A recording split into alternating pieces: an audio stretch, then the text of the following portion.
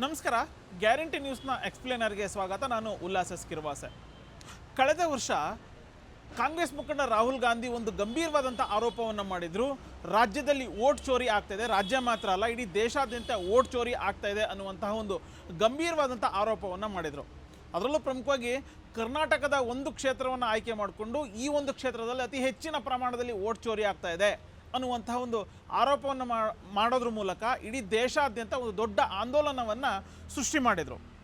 ಹೀಗಾಗಿ ನಮಗೆ ಮುಂಬರುವಂಥ ಚುನಾವಣೆಗಳಲ್ಲಿ EVM ಬೇಡ, ಅದರ ಬದಲಾಗಿ ಬ್ಯಾಲೆಟ್ ಪೇಪರ್ ಮೂಲಕನೇ ಚುನಾವಣೆಯನ್ನು ನಡೆಸಬೇಕು ಅನ್ನುವಂಥ ಒಂದು ಕೂಗು ಕಾಂಗ್ರೆಸ್ ನಾಯಕರು ಮಾಡ್ತಾಯಿದ್ರು. ಜೊತೆಗೆ ಇದಕ್ಕೆ ಪೂರಕ ಎನ್ನುವಂತೆ ಆಯಾ ರಾಜ್ಯಗಳಲ್ಲಿ ರಾಜ್ಯ ಚುನಾವಣಾ ಆಯೋಗಕ್ಕೆ ಮನವಿಯನ್ನು ಕೊಡುವಂಥ ಕೆಲಸವನ್ನು ಕೂಡ ಮಾಡಿದರು. ಇದ್ರ ಬೆನ್ನಲ್ಲೇ ಇಡೀ ದೇಶಾದ್ಯಂತ ದೊಡ್ಡ ಚರ್ಚೆಗೆ ಕಾರಣ ಆಯಿತು. ಕಾಂಗ್ರೆಸ್ ಮತ್ತು BJP ನಡುವೆ ಆರೋಪ ಪ್ರತ್ಯಾರೋಪಕ್ಕೂ ಕೂಡ ಸಾಕ್ಷಿ ಆಯಿತು. ಜೊತೆಗೆ ಚುನಾವಣಾ ಆಯೋಗನೂ ಕೂಡ ನಿಮ್ಮ ಹತ್ರ ಏನಾದರೂ ಸಾಕ್ಷಿಗಳಿದ್ದರೆ ನೀವು ಅದನ್ನು ತಂದು ಕೊಡಿ ನಮಗೆ ಅನ್ನುವಂತಹ ಒಂದು ನೇರವಾದಂಥ ಒಂದು ಸವಾಲನ್ನು ಹಾಕುವಂಥ ಕೆಲಸ ಮಾಡ್ತು. ಅದಾದ ಬಳಿಕ ಒಂದಷ್ಟು ಈ ವಿಚಾರ ತಣ್ಣಗಾಯಿತು. ಇದೀಗ ಸ್ಥಳೀಯ ಸಂಸ್ಥೆಗಳ ಅಥವಾ ಸ್ಥಳೀಯ ನಗರ ಪಾಲಿಕೆಗಳ ಚುನಾವಣೆ ನಡೀತಾ ಇದೆ. ಈ ಒಂದು ಚುನಾವಣೆಯಲ್ಲಿ ಇದೀಗ ಬ್ಯಾಲೆಟ್ ಪೇಪರನ್ನು ಬಳಕೆ ಮಾಡಬೇಕು, ಯಾವುದೇ ಕಾರಣಕ್ಕೂ EVM ಬೇಡ ಅನ್ನುವಂಥ ಒಂದು ಮನವಿಯನ್ನು ಕಾಂಗ್ರೆಸ್ ಮಾಡ್ತಾನೆ ಬಂತು. ಕಾಂಗ್ರೆಸ್ನ ಮುಖಂಡರು ಕೂಡ ಇದನ್ನೇ ಒತ್ತಾಯವನ್ನು ಮಾಡ್ತಾಯಿದ್ರು. ನಿರೀಕ್ಷೆಯಂತೆಯೇ ಕಾಂಗ್ರೆಸ್ ಅಧಿಕಾರದಲ್ಲಿರುವಂತಹ ರಾಜ್ಯಗಳಲ್ಲಿ ನಮಗೆ EVM ಬೇಡ, ಬ್ಯಾಲೆಟ್ ಪೇಪರ್ ಮೂಲಕನೇ ನಾವು ಚುನಾವಣೆಯನ್ನು ನಡೆಸ್ತೀವಿ ಅನ್ನುವಂತಹ ಒಂದು ಮಾತನ್ನು ಹೇಳೋದ್ರ ಮೂಲಕ BJP ಅಧಿಕಾರದಲ್ಲಿರುವಂತಹ ರಾಜ್ಯಗಳಲ್ಲಿ ಇಲ್ಲ, ನಮಗೆ EVM ಅದು ಅತ್ಯಂತ ಪಾರದರ್ಶಕವಾಗಿರುತ್ತೆ, ಇಲ್ಲಿ ಯಾವುದೇ ರೀತಿಯಾದಂತಹ ಅಕ್ರಮ ಆಗೋದಿಲ್ಲ ಅಥವಾ ಗೋಲ್ಮಾಲ್ ಆಗೋದಿಲ್ಲ, ನಾವು EVM ಮೂಲಕನೇ ಚುನಾವಣೆಯನ್ನು ನಡೆಸ್ತೀವಿ, ಯಾವುದೇ ಸ್ಥಳೀಯ ಚುನಾವಣೆ ಆಗಿರ್ಬೋದು ಅಥವಾ ಬೇರೆ ಯಾವುದೇ ಚುನಾವಣೆ ಆದರೂ ಕೂಡ ನಾವು EVM ಮೂಲಕನೇ ನಡೆಸ್ತೀವಿ ಅನ್ನುವಂಥ ಒಂದು ಮಾತನ್ನು BJP ಅಧಿಕಾರದಲ್ಲಿರುವಂತಹ ರಾಜ್ಯಗಳ ನಾಯಕರು ಹೇಳ್ತಾ ಬಂದರು. ಇದೀಗ GB ಅಂದರೆ ಇಡೀ ರಾಜ್ಯದಲ್ಲಿರುವಂತಹ ಸ್ಥಳೀಯ ನಗರ ಪಾಲಿಕೆ ಅಂತ ಬಂದಾಗ ಗ್ರೇಟರ್ ಬೆಂಗಳೂರು ಅಥಾರಿಟಿ ಅತ್ಯಂತ ದೊಡ್ಡದಾದಂತಹ ಒಂದು ನಗರ ಪಾಲಿಕೆ. ಈ ಒಂದು ನಗರ ಪಾಲಿಕೆಯ ಚುನಾವಣೆ ಅಂದರೆ GBಯ ವ್ಯಾಪ್ತಿಯಲ್ಲಿ ಬರುವಂತಹ 5 ನಗರ ಪಾಲಿಕೆಗಳ ಚುನಾವಣೆಗೆ ಇದೀಗ ದಿನಾಂಕ ನಿಗದಿ ಆಗುವಂಥ ಸಾಧ್ಯತೆಗಳಿದ್ದಾವೆ. ಬೇಕಾದಂಥ ಸಿದ್ಧತೆಗಳನ್ನು GB ಮಾಡ್ತಾ ಇದೆ. ಹಾಗೆಯೇ ಮತದಾರರ ಕರಡು ಪ್ರತಿಯನ್ನು ಕೂಡ ಈಗಾಗಲೇ ಚುನಾವಣಾ ಆಯೋಗ ಬಿಡುಗಡೆಯನ್ನು ಮಾಡಿದೆ. ಇದ್ರ ಬೆನ್ನಲ್ಲೇ ರಾಜ್ಯ ಮುಖ್ಯ ಚುನಾವಣಾ ಆಯುಕ್ತರು ಒಂದು ಮಾತನ್ನು ಹೇಳಿದರು, ನಾವು ಈ ಬಾರಿಯ GBಯ ಚುನಾವಣೆಯನ್ನು ಬ್ಯಾಲೆಟ್ ಪೇಪರ್ನಲ್ಲಿ ಮಾಡ್ತೀವಿ, ಯಾವುದೇ ಕಾರಣಕ್ಕೂ EVM ಮೂಲಕ ಮಾಡೋದಿಲ್ಲ ಅನ್ನುವಂತಹ ಒಂದು ಸ್ಪಷ್ಟವಾದಂಥ ಒಂದು ಮಾತನ್ನು ಹೇಳಿದರು. ಹಾಗಿದ್ರೆ ಸ್ಥಳೀಯ ಚುನಾವಣೆಗಳಲ್ಲಿ ಯಾವುದೇ ರೀತಿಯಾದಂಥ ಒಂದು ಚುನಾವಣೆಯನ್ನು ನಡೆಸಬೇಕು ಅಂತಂದರೆ ಅದರ ಸಂಪೂರ್ಣ ಜವಾಬ್ದಾರಿ ಇರುವಂಥದ್ದು ರಾಜ್ಯ ಚುನಾವಣಾ ಆಯೋಗಕ್ಕೆ. ಸಂವಿಧಾನ 243K ಮತ್ತು 243ZA ಈ ಒಂದು ಕಾಲಂಗಳ ಅಡಿಯಲ್ಲಿ ರಾಜ್ಯ ಚುನಾವಣಾ ಆಯೋಗ ಸ್ಥಳೀಯ ಸಂಸ್ಥೆಗಳಿಗೆ ಯಾವ ರೀತಿಯಾಗಿ ಚುನಾವಣೆಯನ್ನು ನಡೆಸಬೇಕು ಅನ್ನುವಂತಹ ಒಂದು ತೀರ್ಮಾನ ಮಾಡುವಂತಹ ಅಧಿಕಾರ ರಾಜ್ಯ ಚುನಾವಣಾ ಆಯೋಗಕ್ಕೆ ಇದೆ. ಹೀಗಾಗಿಯೇ ನಾವು GBಯ ವ್ಯಾಪ್ತಿಯಲ್ಲಿ ಬರುವಂತಹ 5 ನಗರ ಪಾಲಿಕೆಗಳಿಗೆ ನಾವು ಬ್ಯಾಲೆಟ್ ಪೇಪರ್ ಮೂಲಕನೇ ನಾವು ಚುನಾವಣೆಯನ್ನು ನಡೆಸ್ತೀವಿ ಅನ್ನುವಂತಹ ಒಂದು ಮಾತನ್ನು ಹೇಳುವಂಥ ಕೆಲಸವನ್ನು ಮಾಡಿದೆ. ಹಾಗಿದ್ರೆ ಬ್ಯಾಲೆಟ್ ಪೇಪರ್ ಪಾರದರ್ಶಕನೋ ಅಥವಾ EVM ಪಾರದರ್ಶಕನೋ ಅನ್ನುವಂಥ ಒಂದು ಚರ್ಚೆ, ಪರ ವಿರೋಧ ಅಭಿಪ್ರಾಯಗಳು ವ್ಯಕ್ತವಾಗ್ತಾ ಇದೆ.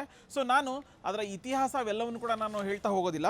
ಮೊದಲ ಬಾರಿಗೆ 1982ಕ್ಕೂ ಮೊದಲು ರಾಜ್ಯದಲ್ಲಿ ಅಥವಾ ಇಡೀ ದೇಶದಲ್ಲಿ ಬ್ಯಾಲೆಟ್ ಪೇಪರ್ ಮೂಲಕ ಚುನಾವಣೆಯನ್ನು ನಡೆಸಲಾಗ್ತಾ ಇತ್ತು. ಕೇರಳದಲ್ಲಿ ನಡೆದಂತಹ ಒಂದು ಉಪಚುನಾವಣೆಯಲ್ಲಿ ಅಂದರೆ 1982ರಲ್ಲಿ ಪ್ರಾಯೋಗಿಕವಾಗಿ EVM ಬಳಕೆ ಮಾಡಿ ಮತದಾನವನ್ನು ಮಾಡುವಂಥ ಕೆಲಸ ಆಯಿತು. ಅದಾದ ಬಳಿಕ 2004ರಲ್ಲಿ ಇಡೀ ದೇಶಾದ್ಯಂತ ಬ್ಯಾಲೆಟ್ ಪೇಪರ್ನ ಸಂಪೂರ್ಣವಾಗಿ ತೆಗೆದುಹಾಕಿ EVM ಮೂಲಕನೇ ಚುನಾವಣೆ ನಡೆಸುವಂತಹ ಒಂದು ತೀರ್ಮಾನಕ್ಕೆ ಕೇಂದ್ರ ಚುನಾವಣಾ ಆಯೋಗ ಬಂತು. ಸೊ ಕಾಲ ಕಳೆದಂತೆ ಹಂತ ಹಂತವಾಗಿ ಒಂದಷ್ಟು ಈ VVPATಗಳನ್ನು ಆ್ಯಡ್ ಮಾಡುವಂಥ ಕೆಲಸವನ್ನು ಚುನಾವಣಾ ಆಯೋಗ ಮಾಡ್ತು. ಇದೀಗ ಕೇಂದ್ರದಲ್ಲಿ NDA ಅಂದರೆ BJP ನೇತೃತ್ವದ ಮೈತ್ರಿಕೂಟಗಳು ಅಧಿಕಾರದಲ್ಲಿದ್ದಾವೆ.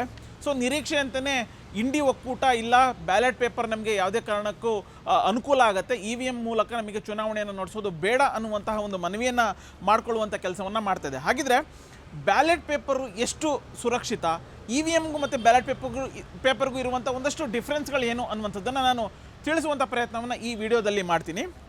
EVM ಅಂತ ಬಂದಾಗ EVMಗೆ ನಮಗೆ ಸಾಫ್ಟ್ವೇರ್ ಬೇಕಾಗುತ್ತೆ, ವಿದ್ಯುತ್ ಬೇಕಾಗುತ್ತೆ, ಮತ್ತು ಚುನಾವಣಾ ಕೆಲಸಕ್ಕೆ ಬರುವಂತಹ ಸಿಬ್ಬಂದಿಗಳಿಗೆ ತರಬೇತಿ ಅವಶ್ಯಕತೆ ಅತಿ ಹೆಚ್ಚಿನದಾಗಿರುತ್ತೆ. ಇನ್ನು ಬ್ಯಾಲೆಟ್ ಪೇಪರ್ ಅಂತ ಬಂದಾಗ ಯಾವುದೇ ರೀತಿಯಾದಂತಹ ಸಾಫ್ಟ್ವೇರ್ ಬೇಡ ಅಥವಾ ಕರೆಂಟ್ ಇರಲೇಬೇಕು ಅಂತ ಏನಿಲ್ಲ, ಕೇವಲ ಒಂದಷ್ಟು ಪೇಪರನ್ನು ಪ್ರಿಂಟ್ ಮಾಡಿ ಇಟ್ಬಿಟ್ಟು ಅಲ್ಲಿ ಚುನಾವಣಾ ಕಣದಲ್ಲಿರುವಂತಹ ಅಭ್ಯರ್ಥಿಗಳ ಹೆಸರನ್ನು ನಮೂದು ಮಾಡಿ ಅದರ ಪಕ್ಕದಲ್ಲಿ ಅವರ ಚಿಹ್ನೆಗಳನ್ನು ನಮೂದು ಮಾಡಿದರೆ ಸಾಕು, ಮತದಾರ ಬರ್ತಾರೆ, ತಮಗೆ ಇಷ್ಟವಾದಂತಹ ಒಂದು ಅಭ್ಯರ್ಥಿಯ ಮುಂದೆ ಒಂದು ಸೀಲನ್ನು ಒತ್ತುವಂಥ ಕೆಲಸವನ್ನು ಮಾಡ್ತಾನೆ. ಆ ಮೂಲಕ ತನ್ನ ಹಕ್ಕನ್ನು ಚಲಾಯಿಸುವಂಥ ಕೆಲಸ ಮತದಾರ ಪ್ರಭು ಮಾಡ್ತಾನೆ. ಆದರೆ EVMನಲ್ಲಿ ಹಾಗಾಗೋದಿಲ್ಲ. ಅಲ್ಲಿ ಕೇವಲ ಒಂದು ಬಟನನ್ನು ಪ್ರೆಸ್ ಮಾಡಬೇಕಾಗುತ್ತೆ. ಬಟನ್ ಪ್ರೆಸ್ ಮಾಡಿದ ನಂತರ 7 ಸೆಕೆಂಡ್ನ ಒಳಗಡೆ ನಾನು ಯಾವ ಅಭ್ಯರ್ಥಿಗೆ ಮತವನ್ನು ಹಾಕಿದ್ದೀನಿ ಅನ್ನುವಂಥದ್ದು VVPAT-ಅಲ್ಲಿ ಗೊತ್ತಾಗುತ್ತೆ, ಅಂದರೆ ತೋರಿಸುತ್ತೆ. ಅದಾದ ಬಳಿಕ ಓಕೆ ನಾನು ಮತವನ್ನು ಹಾಕಿರುವಂತಹ ಓಟು ಕರೆಕ್ಟಾಗಿದೆ ಅಂತೇಳಿ ಕನ್ಫರ್ಮ್ ಮಾಡಿಕೊಂಡು ಮತದಾರ ಆ ಒಂದು ಬೂತಿಂದ ಆಚೆ ಬರ್ಬೋದಾಗಿದೆ.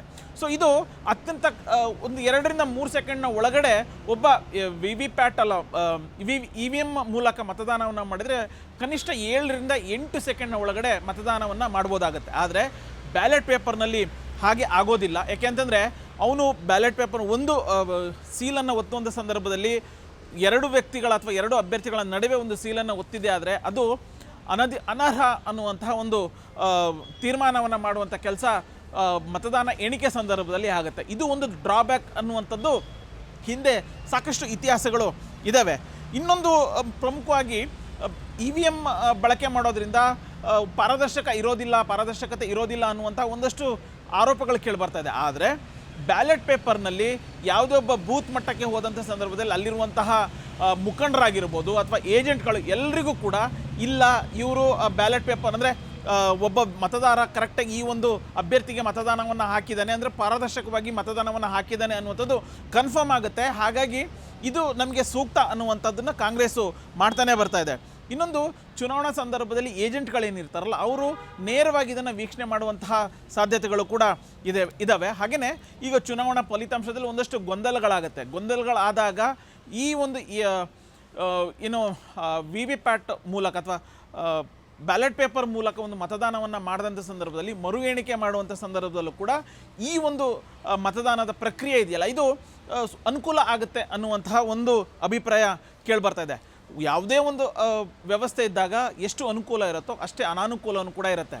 ಸಾಮಾನ್ಯವಾಗಿ ಈಗ ಬೃಹದಾಕಾರವಾಗಿ ಬೆಳೆದಿರುವಂತಹ ಇಷ್ಟು ದೊಡ್ಡ ಮಹಾನಗರದಲ್ಲಿ ಒಂದು VVPAT ಅಂದರೆ EVM ಮೂಲಕನೋ ಅಥವಾ ಬ್ಯಾಲೆಟ್ ಪೇಪರ್ ಮೂಲಕನೋ ಚುನಾವಣೆಯನ್ನು ನಡೆಸುವಂಥ ಸಂದರ್ಭದಲ್ಲಿ ಅಂದರೆ ಬ್ಯಾಲೆಟ್ ಪೇಪರ್ ಮೂಲಕ ಚುನಾವಣೆಯನ್ನು ನಡೆಸಿದಂಥ ಸಂದರ್ಭದಲ್ಲಿ ಎಣಿಕೆಗೆ ಸಾಕಷ್ಟು ಕಾಲಾವಕಾಶ ಬೇಕಾಗತ್ತೆ, ಅಂಕಿಅಂಶಗಳ ವ್ಯತ್ಯಾಸಗಳು ಆಗುವಂಥ ಸಾಧ್ಯತೆಗಳು ಕೂಡ ಇದ್ದಾವೆ. ಹಾಗೆಯೇ ಫಲಿತಾಂಶ ಬಹುಮುಖ್ಯವಾಗಿ ಈಗ ನಾವು EVM ಮೂಲಕ ನಾವು ಚುನಾವಣೆಯನ್ನು ನಡೆಸಿದ ಸಂದರ್ಭದಲ್ಲಿ ಕೇವಲ ಒಂದು ಬಟನನ್ನು ಪ್ರೆಸ್ ಮಾಡಿದರೆ ಯಾವ್ಯಾವ ಅಭ್ಯರ್ಥಿಗೆ ಎಷ್ಟೆಷ್ಟು ಮತಗಳು ಬಂದಿದ್ದಾವೆ ಅನ್ನುವಂಥದ್ದು ಕ್ಷಣ ಮಾತ್ರದಲ್ಲಿ ಬರುತ್ತೆ. ಆದರೆ ಬ್ಯಾಲೆಟ್ ಪೇಪರ್ನಲ್ಲಿ ಹಾಗಾಗೋದಿಲ್ಲ. ಒಂದು ಬೂತ್ನಲ್ಲಿ ಕನಿಷ್ಠ ಒಂದು 2,000 ಮತಗಳನ್ನು ಚಲಾವಣೆ ಆಗಿದೆ ಅಂತಂದರೆ ಆ 2,000 ಬ್ಯಾಲೆಟ್ ಪೇಪರ್ಗಳನ್ನು ಎಣಿಕೆ ಮಾಡುವಂಥ ಕೆಲಸ ಆಗುತ್ತೆ. ಸೊ ಹಾಗಾಗಿ ಫಲಿತಾಂಶ ವಿಳಂಬ ಆಗುವಂಥ ಒಂದು ಸಾಧ್ಯತೆಗಳು ಕೂಡ ಇದ್ದಾವೆ.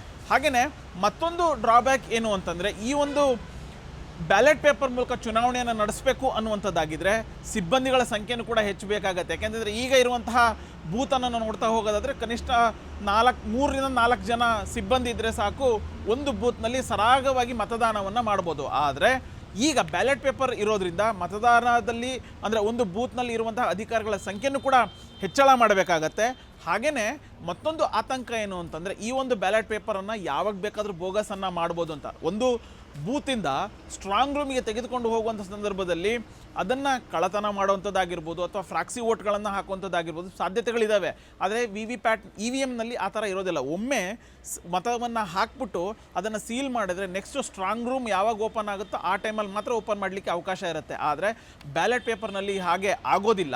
ಒಂದು ವೇಳೆ ಖಾಲಿಯನ್ನು ಬಿಟ್ಟಿದ್ದರೆ ಅಥವಾ ಬೇರೆ ಯಾರಿಗಾರು ಇನ್ನೊಂದು ಮತವನ್ನು ಹಾಕಬೇಕು ಅನ್ನೋಂಥದ್ದಾಗಿದ್ದರೆ ಅಥವಾ ಅನರ್ಹ ಮತವನ್ನು ಮಾಡಬೇಕು ಅನ್ನುವಂಥದ್ದಿದ್ದರೆ ಈ ಒಂದು ಅಂದರೆ ಬೂತಿಂದ ಮತ್ತೊಂದು ಸ್ಟ್ರಾಂಗ್ ರೂಮಿಗೆ ತೆಗೆದುಕೊಂಡು ಹೋಗುವಂಥ ಸಂದರ್ಭದಲ್ಲಿ ಅದನ್ನು ತಮಗೆ ಬೇಕಾದ ರೀತಿಯಲ್ಲಿ ಬಳಕೆ ಮಾಡ್ಕೊಳ್ಬೋದು, ಬಳಕೆ ಅನ್ನೋದಕ್ಕಿಂತ ದುರ್ಬಳಕೆ ಮಾಡ್ಕೋಬೋದು ಅನ್ನುವಂತಹ ಒಂದು ಆತಂಕನೂ ಕೂಡ ಇದೆ. ಹಾಗೆಯೇ ಮತ್ತೊಂದು ಪ್ರಮುಖವಾಗಿ ಈಗ ಒಂದು ಬೂತ್ನಲ್ಲಿ ಒಂದು 5,000 ಮತ ಚಲಾವಣೆ ಆಗಿದೆ ಅಂತಂದರೆ ಎಣಿಕೆ ಮಾಡುವಂಥ ವಿಚಾರದಲ್ಲಿ ಸಾಕಷ್ಟು ಸಮಸ್ಯೆಗಳಾಗುತ್ತೆ. ಕಣ್ತಪ್ಪಿನಿಂದ 4,900 ವೋಟಿಂಗ್ ಆದರೂ ಅಂದರೆ 4,900 ಅಂಕಿಅಂಶ ಬಂದರೂ ನಾವು ಅದನ್ನು ಒಪ್ಪಲೇಬೇಕಾಗತ್ತೆ. ಯಾಕೆಂತಂದರೆ ಏಜೆಂಟ್ಗಳಿರ್ತಾರೆ, ಅಭ್ಯರ್ಥಿಗಳಿರ್ತಾರೆ, ಅವರೆಲ್ಲ ಸಮ್ಮುಖದಲ್ಲಿ ಎಣಿಕೆ ಆಗತ್ತೆ. ಆದರೆ ಕಣ್ತಪ್ಪಿನಿಂದ ಒಂದಷ್ಟು ಫಲಿತಾಂಶದ ಮೇಲೂ ಕೂಡ ಸಾಕಷ್ಟು ಪರಿಣಾಮ ಬೀರುವಂಥ ಸಾಧ್ಯತೆಗಳಿದ್ದಾವೆ. ಸೊ ಹೀಗಾಗಿಯೇ ಕೇಂದ್ರ ಚುನಾವಣಾ ಆಯೋಗ 2004ರಲ್ಲಿ ಇಡೀ ದೇಶಾದ್ಯಂತ ಬ್ಯಾಲೆಟ್ ಪೇಪರನ್ನು ರದ್ದು ಮಾಡಿ VVPATಗಳನ್ನು ಅಥವಾ EVMನ ಮೂಲಕ ಚುನಾವಣೆಯನ್ನು ನಡೆಸಬೇಕು ಅನ್ನುವಂಥ ಒಂದು ತೀರ್ಮಾನಕ್ಕೆ ಬಂತು. ನಿರೀಕ್ಷೆಯಂತೆಯೇ ಕಾಂಗ್ರೆಸ್ ಅಥವಾ ಇಂಡಿ ಒಕ್ಕೂಟ ಏನಿದೆ ಅದು ಅಧಿಕಾರ ವಂಚಿತರಾದಂಥ ಸಂದರ್ಭದಲ್ಲಿ ಇಲ್ಲ ಇದರಲ್ಲಿ EVMನಲ್ಲಿ ನಮಗೆ ಅವಶ್ಯಕತೆ ಬೇಡ, ಯಾಕೆಂತಂದ್ರೆ ಅದು ಸಾಕಷ್ಟು ಲೋಪದೋಷಗಳಿದ್ದಾವೆ, ಅದಕ್ಕೆ ತಮಗೆ ಬೇಕಾದಂಥ ರೀತಿಯಲ್ಲಿ ಮತದಾನವನ್ನು ಮಾಡಿಸ್ಕೊಳ್ಳುವಂಥ ಸಾಧ್ಯತೆಗಳಿದ್ದಾವೆ ಅನ್ನುವಂಥ ಒಂದು ಆರೋಪವನ್ನು ಮಾಡಿ ನಮಗೆ ಯಾವುದೇ ಕಾರಣಕ್ಕೂ EVM ಬೇಡ, ಬ್ಯಾಲೆಟ್ ಪೇಪರೇ ಬೇಕು ಅನ್ನುವಂತಹ ಒಂದು ಮಾತನ್ನು ಕಾಂಗ್ರೆಸ್ ಸರ್ಕಾರ ಹೇಳ್ತಾ ಇದೆ. ಜೊತೆಗೆ ಕಾಂಗ್ರೆಸ್ನ ನಾಯಕರು ಹೇಳ್ತಿದ್ದಾರೆ.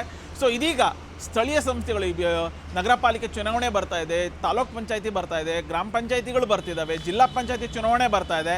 ಸೊ ಈಗ ಇರುವಂತಹ ಮಾಹಿತಿ ಪ್ರಕಾರ ಕಾಂಗ್ರೆಸ್ ಯಾವ ರಾಜ್ಯದಲ್ಲಿ ಅಧಿಕಾರದಲ್ಲಿದೆಯೋ ಆ ಎಲ್ಲ ರಾಜ್ಯಗಳಲ್ಲೂ ಕೂಡ ನಡೆಯುವಂತಹ ಸ್ಥಳೀಯ ನಗರ ಪಾಲಿಕೆ ಚುನಾವಣೆ ಆಗಿರ್ಬೋದು ಅಥವಾ ಸ್ಥಳೀಯ ಸಂಸ್ಥೆಗಳ ಚುನಾವಣೆಗಳಲ್ಲಿ EVM ಬಳಕೆ ಮಾಡುವ ಬದಲು ಬ್ಯಾಲೆಟ್ ಪೇಪರನ್ನು ಬಳಕೆ ಮಾಡಬೇಕು ಅನ್ನುವಂಥ ಒಂದು ತೀರ್ಮಾನಕ್ಕೆ ಬಂದಿದೆ. ಸೊ ನೋಡೋಣ, ಈ ಒಂದು EVM ಆಗಿರ್ಬೋದು ಅಥವಾ ಬ್ಯಾಲೆಟ್ ಪೇಪರ್ನ ಮೂಲಕ ಫಲಿತಾಂಶದಲ್ಲಿ ಒಂದಷ್ಟು ವ್ಯತ್ಯಾಸಗಳಾಗ್ಬೋದು ಅಥವಾ ಫಲಿತಾಂಶ ಪ್ರಕಟ ಆಗುವಂತಹ ಸಮಯದಲ್ಲಿ ವಿಳಂಬ ಆಗ್ಬೋದು. ನಿಜವಾಗ್ಲೂ ಪಾರದರ್ಶಕ ಯಾವುದು ಬರುತ್ತೆ ಅನ್ನುವಂಥದ್ದನ್ನು ನಾವು ಕಾದು ನೋಡಬೇಕಾಗತ್ತೆ. ಯಾಕೆಂದರೆ ಅಧಿಕಾರ ವಂಚಿತರಾದಾಗ ಆಬ್ವಿಯಸ್ಲಿ ಹೇಳ್ತಾರೆ ಇಲ್ಲ ಇದು ಸರಿ ಇಲ್ಲ ಅಂತೇಳಿ. ಆದರೆ ಅದೇ ಪಕ್ಷ ಅಧಿಕಾರಕ್ಕೆ ಬಂದಾಗ ಇಲ್ಲ ನಮಗೆ ನಾವು ಮಾಡಿರುವಂಥ ಅಂದರೆ ಈಗೇನು ಹಾಲಿ ವ್ಯವಸ್ಥೆ ಇರುವಂತಹ ಪದ್ಧತಿ ಏನಿದೆ ಮತದಾನದ ಪದ್ಧತಿ ಅದು ಬೆಸ್ಟ್ ಅನ್ನುವಂತಹ ಒಂದು ಅಭಿಪ್ರಾಯವನ್ನು ನಾವು ಕೇಳ್ತಾನೇ ಇದ್ದೀವಿ, ಹೇಳ್ತಾನೂ ಇದ್ದಾರೆ. ನೋಡೋಣ. ಸೊ ಈಗ ಸ್ಥಳೀಯ ಸಂಸ್ಥೆಗಳಿಗೆ ಈಗ GBA ಚುನಾವಣೆಗೆ ಮೊದಲ ಬಾರಿಗೆ ಅಂದರೆ 2004ರ ನಂತರ ಮೊದಲ ಬಾರಿಗೆ ಬ್ಯಾಲೆಟ್ ಪೇಪರ್ ಮೂಲಕ ಚುನಾವಣೆಯನ್ನು ನಡೆಸಬೇಕು ಅನ್ನುವಂಥ ತೀರ್ಮಾನಕ್ಕೆ ರಾಜ್ಯ ಚುನಾವಣಾ ಆಯೋಗ ಬಂದಿದೆ. ಮುಂದಿನ ದಿನಗಳಲ್ಲಿ ಇದು ಕೇವಲ ಸ್ಥಳೀಯ ಸಂಸ್ಥೆಗಳಿಗೆ ಮಾತ್ರ ಸೀಮಿತ ಆಗುತ್ತಾ ಅಥವಾ ವಿಧಾನಸಭೆ ಮತ್ತು ಲೋಕಸಭಾ ಚುನಾವಣೆಗೂ ಕೂಡ ಇದೇ ಒಂದು ಮಾದರಿ ಟರ್ನ್ ಆಗುತ್ತಾ ಅನ್ನುವಂಥದ್ದನ್ನು ಕಾದು ನೋಡೋಣ. ಗ್ಯಾರಂಟಿ ನ್ಯೂಸ್, ಸುದ್ದಿ ಖಚಿತ, ನ್ಯಾಯ ನಿಶ್ಚಿತ.